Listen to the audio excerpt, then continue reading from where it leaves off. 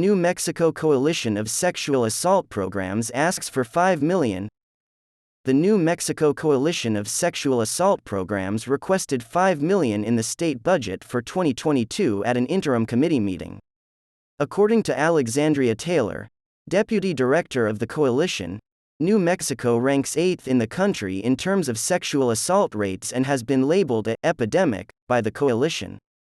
There is a 12-month wait list in certain counties for services due to lack of funding for sexual assault mental health programs, $1.3 million to support satellite children advocacy centers, $500,000 to operate the statewide sexual assault hotline, and $200,000 for the statewide sexual assault hotline.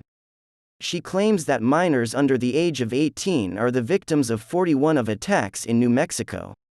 It is not uncommon for victims of sexual assault to wait 2 or 3 hours before a sexual abuse nurse examiner arrives since resources are so few, particularly in rural regions. Villalobos said some services had a 12-month waitlist.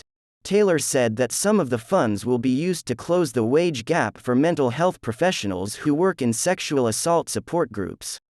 She claims that they are paid between $15,000 and $20,000 less than the market rate, despite the fact that sexual assault victims are more likely to suffer from PTSD.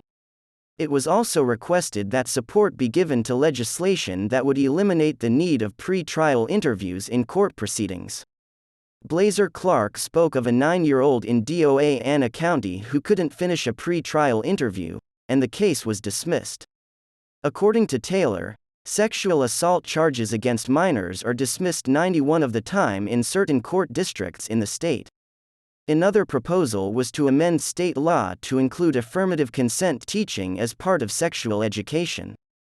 According to Equality New Mexico's executive director, Marshall Martinez, LGBTQ children experience significantly higher rates of adolescent sexual assault because of the social stigma and shame associated with their sexual orientation.